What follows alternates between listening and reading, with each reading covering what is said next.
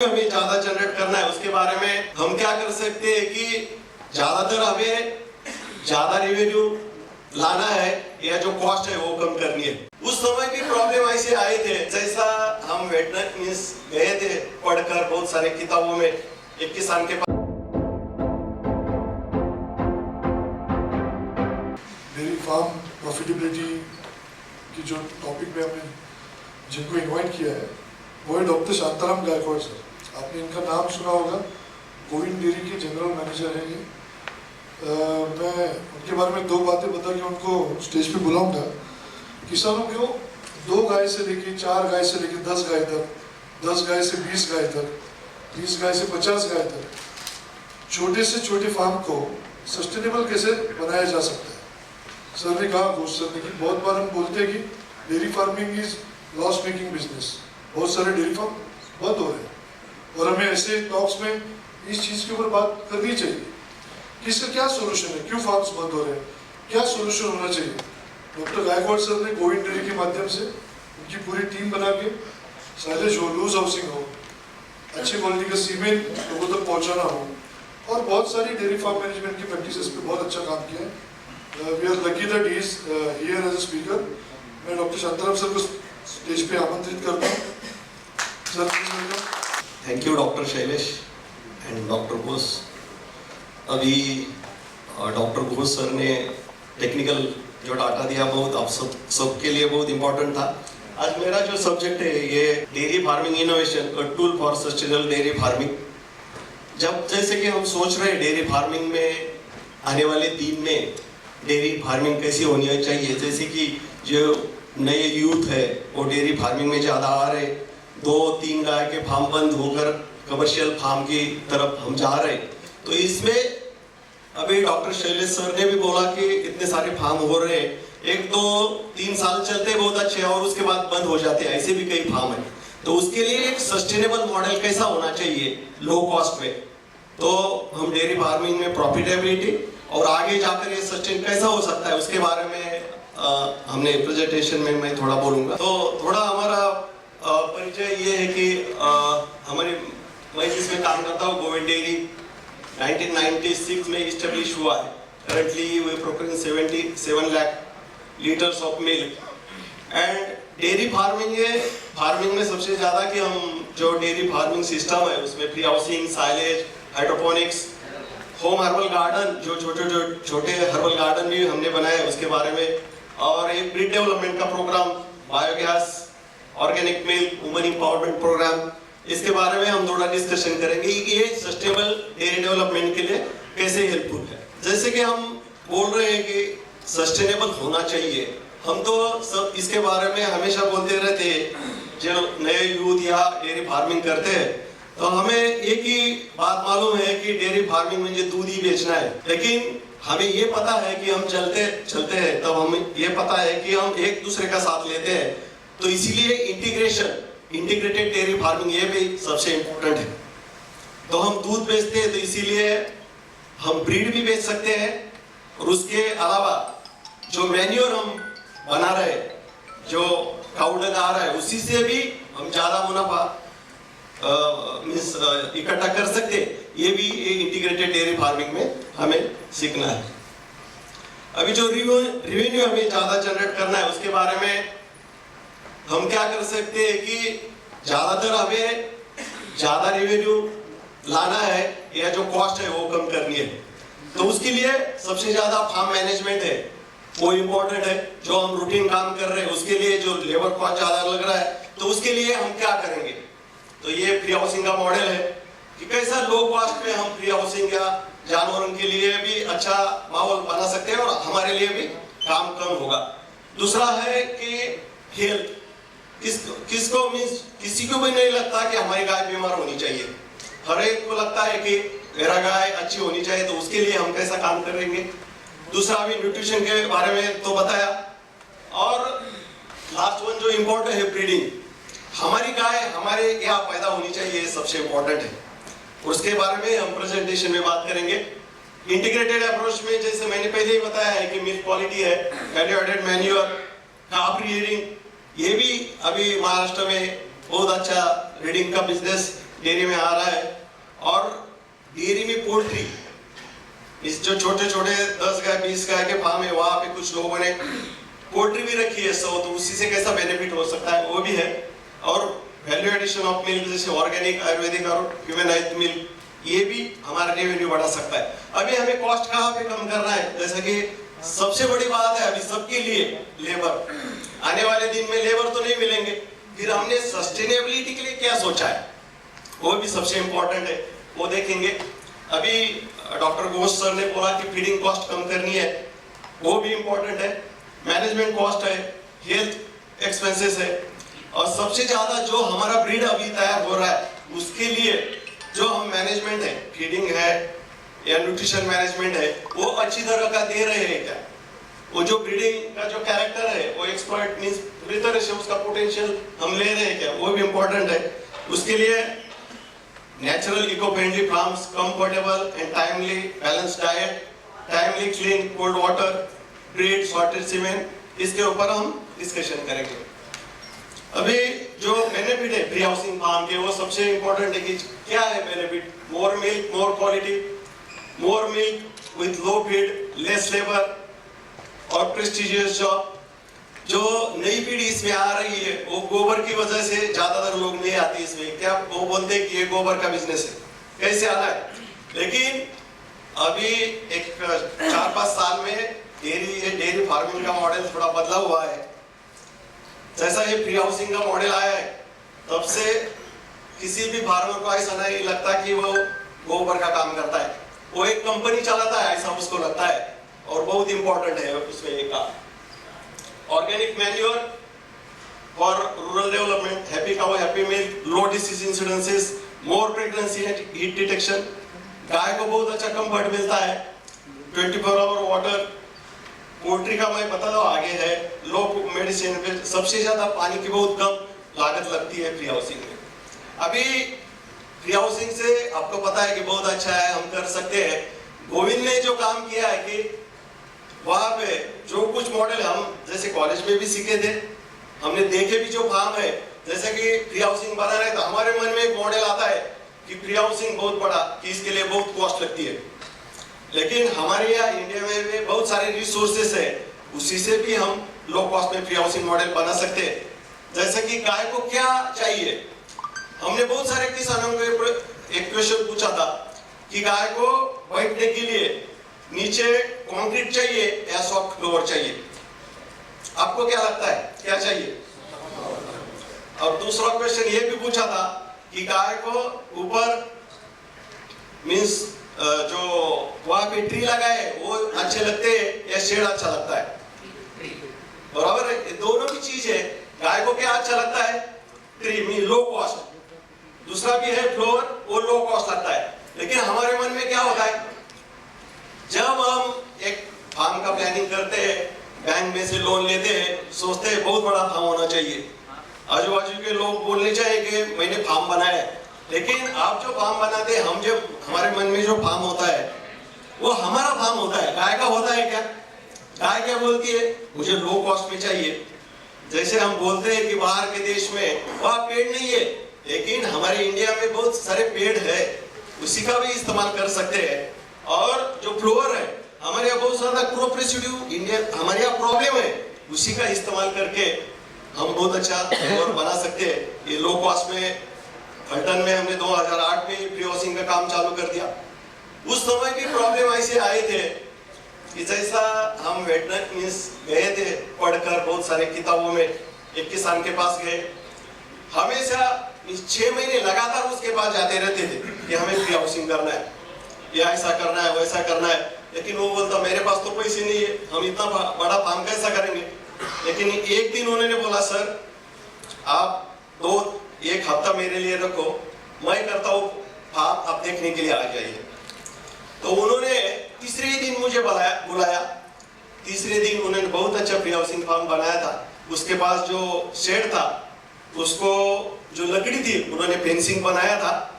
और तीसरे दिन जब उन्होंने बुलाया तो पहले बार उन्होंने बोला कि मेरा जो दूध 50 लीटर था अभी 60-62 लीटर हो गया तीसरे दिन।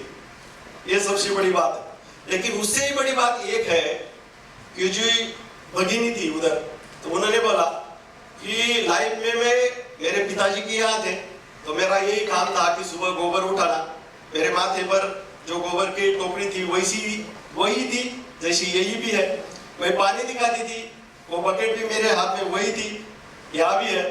अभी 3 दिन हो गए, मैंने वो टोकरी भी नहीं उठाई, मैंने वो बकेट भी नहीं दिखाई, मैं भी आजाद हो गई हूँ, मेरी गाय भी आजाद हो गई है।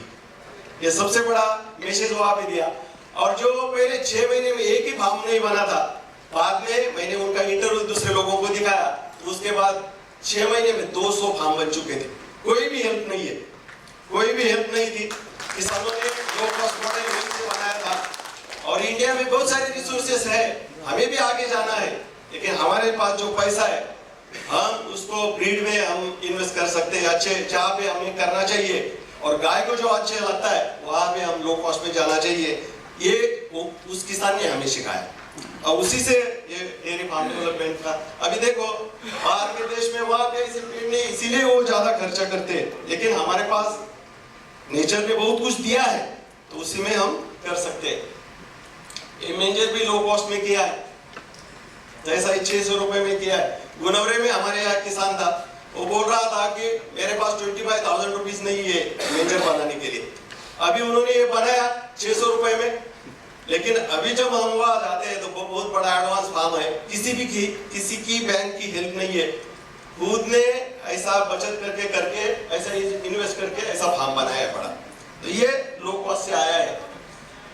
अभी हम बोलते हैं कि गाय को बैठने के लिए कंफर्ट चाहिए, लेक्चर में हम सुनते हैं आगे जाना है, सबको अच्छा लगता है, लेकिन हमारे पास एक क्वेश्चन आता है कैसा हम कर सकते हैं। जब हम किसान के पास लेक्चर के लिए जाते हैं तब किसान का एक जवाब हमें मिलता है ना, वो बहुत अच्छा है। म्हणजे थोडा मराठी में बोलता हूँ, म्हणजे शेतकऱ्याकडे ज्या वेळेला आम्ही असं लेक्चर द्यायला जातो की गायीसाठी मॅट पाहिजे, हे सगळं पाहिजे, असं असं चाललं पाहिजे, त्यावेळेला ते शेतकऱ्याचं उत्तर फार मार्मिक होतं। आपण बोलू शकतो, आपण करू शकतो, पण चादरीवर झोपणारा आपला शेतकरी गायीसाठी मॅट नाही देऊ शकत, हे उत्तर कुठं होतं त्या शेतकऱ्याचं, बरोबर। पण तो शेतकरी आपलं टेक्नॉलॉजी वापरून गायीला ह्या मॅट पेक्षा सुद्धा कमी खर्चामध्ये चांगली मॅट देऊ शकतो, हे या फोटोवरून दिसतं। आपल्याकडे बघा, हमारे यहाँ हम बोलते हैं गाय के लिए ऐसा मैट चाहिए, लेकिन हमारे यहाँ किसान जो है वो खुद के लिए जो गद्दी वो परचेस नहीं कर सकता, तो गाय के लिए कैसा परचेस कर सकता है। लेकिन उसके यहाँ बहुत सारा क्रॉप रेसिड्यू है, प्रॉब्लम है, उसको कहाँ डाल दूं मैं, तो उन्होंने उसके फार्म में डाल दिया। अभी देखो कितने आराम के साथ गाय बैठी है, कितना खर्चा आएगा इसके लिए, बराबर है ना। जीरो कॉस्ट में भी वो कर सकता है, कम कॉस्ट में भी वो हो सकता है। अभी ग्रूमिंग ब्रश का भी ऐसा है, हमारे फार्म में ग्रूमिंग ब्रश तो चाहिए, हम देखते हैं फोटो में, फिर उसके बाद हम कैसा कर सकते हैं। इसमें भी बहुत सारे किसानों ने बोला था कि 1.5 लाख का जो ग्रूमिंग ब्रश है हम परचेस कर सकते हैं, 1.5 लाख का, लेकिन 1.5 लाख में मेरे पास 2 गाय आएगी, 2 गाय में मैं 40 लीटर दूध डेयरी को दे सकता हूँ, तो ग्रूमिंग ब्रश क्यों परचेस करूं मैं। इसीलिए एक ही किसान ने उसको आंसर दिया था कि लो कॉस्ट में एक टेक्निक निकाला, जैसे एक लकड़ी खड़ी कर दी है उसके कॉस्ट 200 रुपए, और जो रॉ मटेरियल डाल दिया उसकी कॉस्ट भी 200 रुपए हो सकती है, 400 रुपए में बहुत अच्छा ग्रूमिंग ब्रश वहां पे बना दिया है। और इसीलिए पलटन एरिया में लो कॉस्ट में पहले 600 फार्म थे, अभी 4000 से ऊपर फार्म बन चुके हैं, जैसे ही पूरे लो कॉस्ट में। अभी ये भी सबसे बड़ा प्रॉब्लम है कि हम बोलते हैं कि हमारे यहाँ टेम्परेचर ज्यादा है, इसीलिए हमारे यहाँ 40 लीटर 30 लीटर की गाय कैसे हम रख सकते हैं, क्योंकि हमारा टेम्परेचर बहुत ज्यादा है। तो इसीलिए भी ये चैलेंज था कि हम लो कॉस्ट में ऐसे टेम्परेचर कम कैसा कर सकते हैं। तो वहाँ में हमारा एक इंजीनियरिंग कॉलेज है और कुछ किसान के बच्चे भी वहाँ इंजीनियरिंग कॉलेज में पढ़ते थे, तो उन्होंने एक टेक्निक वहाँ एक सेंसर तैयार किया कि जब टेम्परेचर बढ़ता है तो वो फॉगर सिस्टम ऑटोमेटिक चालू हो जाएगी। वो भी कितना कॉस्ट आएगा उसको, उसका जो ग्रूमिंग उसका जो स्प्रिंकलर्स है उसका कॉस्ट होगा 10 का 1500 रुपीज, मोटर उसका कॉस्ट होगा 2000 रुपीज, और जो सेंसर बनाया था उसका कॉस्ट भी 1500 रुपीज। ये पूरा कॉस्ट 5,000 में गाय का एसी बन गया है। इसीलिए पिछले साल में मोर देन 1,000 फार्मर्स उन्होंने ये फैसिलिटी इस्तेमाल की, और समर में भी उनके घर में इतना ज्यादा टेम्परेचर होता है, उसके कम टेम्परेचर गाय को देने के लिए उन्होंने ये सिस्टम बनाई थी। और अभी उनके लिए कोई प्रॉब्लम नहीं, जैसे कि हम 30-40 लीटर की गाय हमारे यहाँ तैयार कर सकते हैं, तो उसके लिए भी अभी वो इस लो कॉस्ट में प्रिपेयर है। और सबसे ज्यादा इंपॉर्टेंट बात ये है कि यहाँ पे बहुत अच्छा मैन्योर तैयार हो रहा है, और ये मैन्योर खेती के लिए बहुत इंपॉर्टेंट है, क्योंकि इसमें जो बैक्टीरिया है वो जो हमारी लैंड है वो बहुत अच्छा फर्टाइल करता है, पानी की लागत भी कम होती है। और बहुत ज्यादा किसान हमारे यहाँ जो मैन्योर बेचते हैं, पहले 2 रुपए 3 रुपए में बेचते थे, लेकिन अभी वैल्यू एडिशन करके प्रोम फॉस्फोरस रिच ऑर्गेनिक मैन्योर बनाते हैं, अभी पोकाशी खत बनाते हैं। इसी से भी उनकी जो कॉस्ट है बेचने की, अभी 5 to 20 रुपीज पर केजी ऐसा मैन्योर बेच रहे। कई फार्मर है, अभी एग्रोवन में एक आया था किसान का, हमारे यहाँ का किसान है, उनका तो दूध से ज्यादा पैसा मैन्योर में है। इसीलिए उन्होंने आजू बाजू किसानों को 35 किसानों को फ्री हाउसिंग फार्म बनाया, एक फार्मर प्रोड्यूसर कंपनी बनाई। अभी जहाँ पे स्ट्रॉबेरी के लोग हैं उनको ये मैन्योर बेच रहे। मीन्स हम जो बोल रहे थे पहले सस्टेनेबिलिटी कहाँ पे लानी है, तो इसके लिए ये फर्टिलाइजर जो है वो भी इम्पोर्टेंट है। ये पोल्ट्री का भी हम सोचते थे एज ए वेटरनरी, हमें भी पता है कि जब हम पोल्ट्री रख सकते हैं तो बहुत ज्यादा बीमारी गाय के यहाँ बढ़ सकती है, लेकिन जब से 15 साल में हमने प्री हाउसिंग में ये मुर्गी छोड़ दी है, वहां से बहुत सारे किसानों ने बोला कि जो टिक्स और माइट की प्रॉब्लम है वो नहीं रह गई हमारे फार्म में। गोबर में जहाँ की फ्री हाउसिंग में गोबर पड़ता है, जब भी कोई मुर्गी रखते हैं तो गोबर इधर उधर डाल देती है, तो फार्म भी अच्छा रहता है। तीसरा, वहाँ की भगिनी ने बोला था कि हमारा घर का पूरा खर्चा, मेरे पास 100 मुर्गी है, घर का पूरा खर्चा, हमारा दूध नहीं चलाता, हमारा शुगर केन नहीं चलाता, हमारी मुर्गी भी नहीं चलाती, लेकिन वो जो अंडा देती है ना, उसी से डेली 40 एग्स हमें मिलते हैं, पूरा घर का खर्चा एग्स पर चलता है। इसीलिए हम बोल रहे हैं कि सस्टेनेबली और इंटीग्रेशन डेयरी फार्मिंग में इंपॉर्टेंट है। अभी इसमें हम बोल रहे हैं कि रेसिड्यू फ्री भी, उसके लिए भी ये बहुत इंपॉर्टेंट है। आने वाले दिन में हमें बहुत इंपॉर्टेंट है कि रेसिड्यू फ्री मिल्क देना है। जैसे कि हम ये मुर्गी इस्तेमाल करते हैं, जो कोई भी इंजेक्शन हमें कम लगेगा, जितना इंजेक्शन हम कम रखते हैं उतना हमारे लिए अच्छा है। अब ये भी एक छोटा मॉडल हमने बनाया था। अभी देखो बहुत सारे किसान भाई होंगे, उनके पास 2 या 4 गाय रहेंगे, हमें लेक्चर में सुनते हैं हमें TMR बनाना है, लेकिन वो 2 गाय के लिए परचेस कर सकते हैं क्या? नहीं परचेस कर सकते। लेकिन हमारा वीडनी करके एक गांव है, वहां पे किसान ने सोचा, वहां पे एक उन्होंने TMR मशीन बनाया है। डेली उसके पास 2 गाय है, उसमें वो डालता है, 5 मिनट उसको घुमाता है, पूरा TMR लेके गाय को खिलाता है।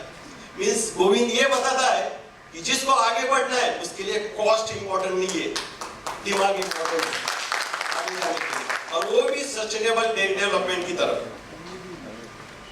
इसीलिए हमने 1000 फार्मर का एक 5 साल स्टडी किया था।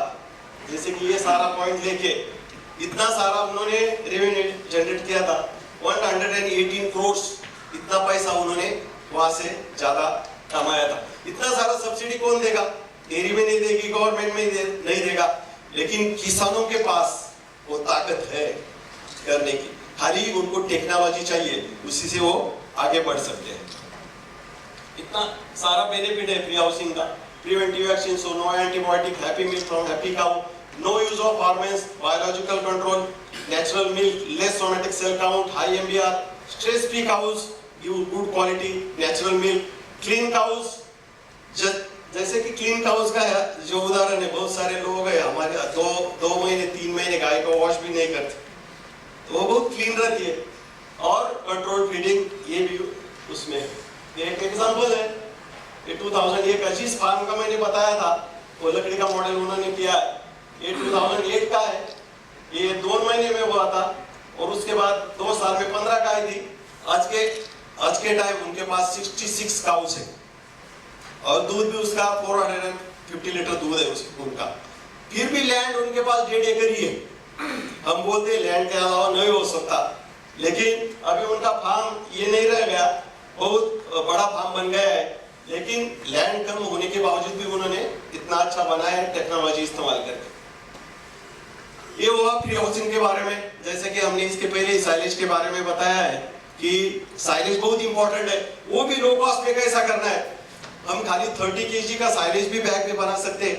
एक 15 रुपए का हम लाइनर लेके 10 रुपए की कैटल बिक्री दूसरी बैग लेके हम साइलेज बना सकते हैं। ये हमने वहां से चालू किया था 2010, 2011, 12 में साइलेज के स्टार्ट किया था। अभी ज्यादा तो ज्यादा किसान साइलेज बना रहे हैं। और उसके बारे में सबसे इंपॉर्टेंट, अभी साइलेज किसको बनाने के लिए सीखना इंपॉर्टेंट नहीं है, लेकिन क्वालिटी साइलेज सबसे इंपॉर्टेंट है, क्योंकि अफ्लाटॉक्सिन सबसे ज्यादा प्रॉब्लम करता है साइलेज मेकिंग में, तो उसके लिए भी ध्यान देना चाहिए। हमने 2012 में जब वाटर का शॉर्टेज था, तो हमने हाइड्रोपोनिक में हमने काम किया था। उस टाइम हाइड्रोपोनिक की एक मशीन 15 लाख में थी, 15 लाख 20 लाख में। तो उस टाइम हमारे किसानों ने जो साइलेज का हाइड्रोपोनिक का मॉडल किया था, बहुत लो कॉस्ट में किया था, खाली 1000 रुपीज 2000 रुपीज में वहां पे हाइड्रोपोनिक मॉडल किया था और उनको हेल्प हो गया था। हमने फिर ऐसे ट्रे भी डेवलप किए थे।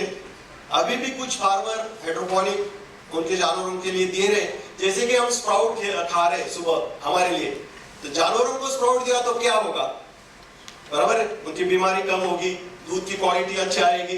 ये सबसे पॉइंट वहां पे है और इसका फायदा भी बहुत सारे किसान भाई ले रहे। सबसे इंपॉर्टेंट ये है कि हाइड्रोपोनिक ग्रीन पाउडर को नहीं रिप्लेस करता, ये इंपॉर्टेंट है। आपके पास हरा चारा नहीं है और ड्राई पाउडर ही है, उस टाइम आप इसका इस्तेमाल कर सकते हैं। और जिस किसान को अच्छा न्यूट्रिशन देना है वो भी इस्तेमाल कर सकता है।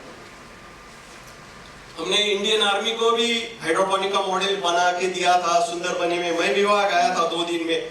हमने करीबन 30 पॉइंट्स पे हाइड्रोपोनिक यूनिट इंडियन आर्मी को वहां पे करके दिया था। और उसके लिए 2016 में इंडियन आर्मी का आइडिया एंड इनोवेशन का एक अवार्ड मिला था इस लो कॉस्ट टेक्नोलॉजी के लिए। एजोला ये भी एक टेक्नोलॉजी है कि जिससे हम अच्छा क्वालिटी का न्यूट्रिशन दे सकते हैं।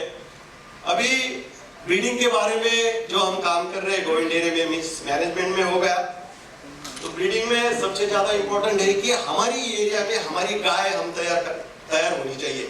और नेक्स्ट जनरेशन में आने वाले 5 साल में 10 साल में हमारी जो जरूरत है और ग्राहक को जिस क्वालिटी का दूध चाहिए वो सोच कर हमारा ब्रीडिंग होना चाहिए।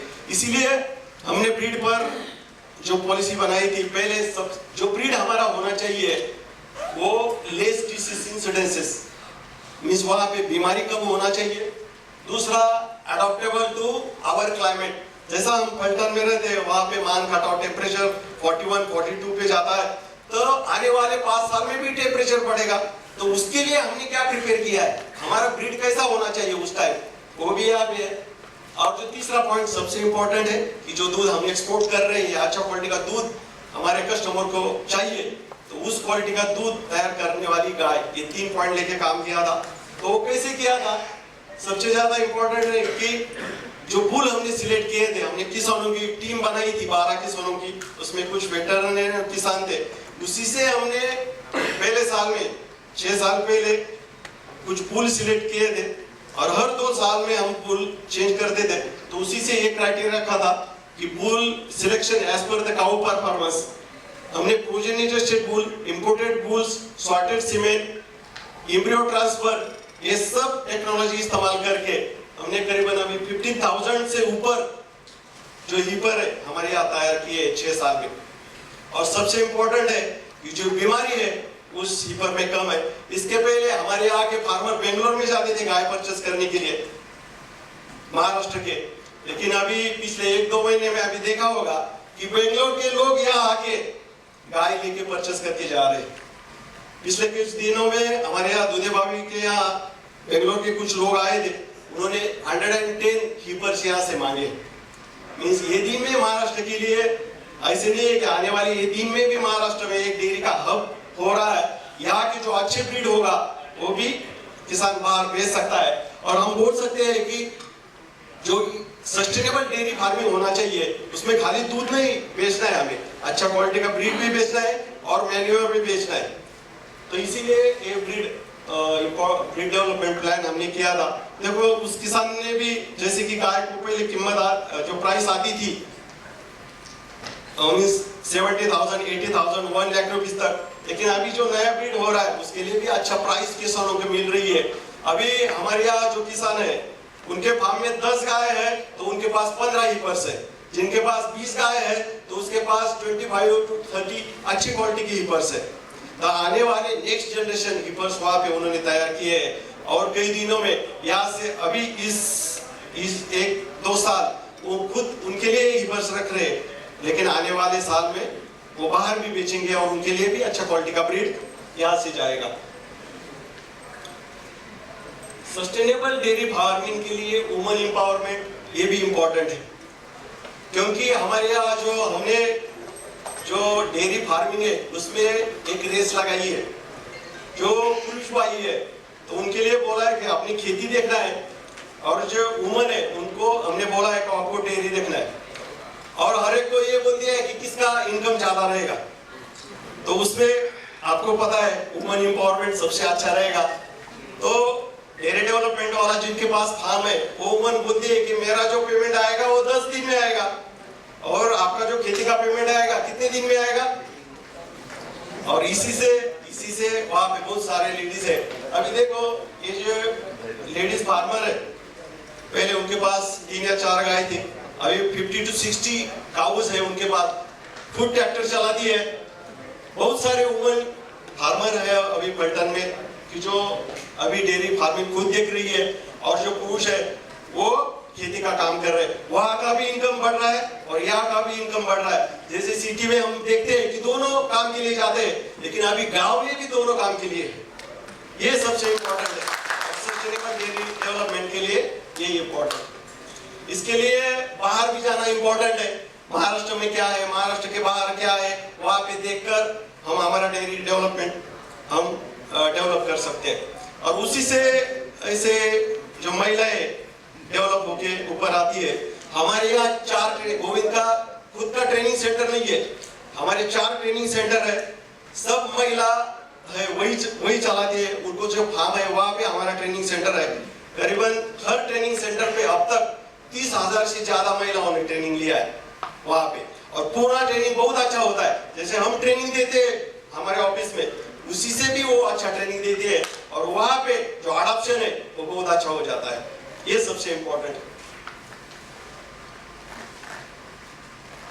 वुमन एम्पावरमेंट, इसमें हमने ईवीपी तो वेटनरी का काम भी किया है। जैसे कि पहले हम सोचते हैं कि हमारे डेयरी डेवलपमेंट में जो डेयरी फार्मिंग में काम कर रहे हैं उसके लिए हमें रेसिड्यू फ्री मिल्क तैयार करना है। सबसे ज्यादा इंपॉर्टेंट क्या है कि हम डिसीज इंसिडेंस कम होनी चाहिए, तो उसके लिए फ्री हाउसिंग हुआ है। 60 to 70% डिसीज इंसिडेंसेस कम है, लेकिन जो कम है उसके लिए भी हमने हर्बल मेडिसिन का इस्तेमाल किया, तो ज्यादा जो दूध है वो हम रेसिड्यू फ्री दे सकते हैं। तो उसके लिए हम टीडीयू के साथ या एनडीडीबी के साथ जो उन्होंने जो किया है रेसिपी तैयार किया वो डेवलप करके वहाँ पे हमने करीबन 550 हर्बल गार्डन्स बनाए वहाँ पे, गोविंद होम हर्बल गार्डन्स।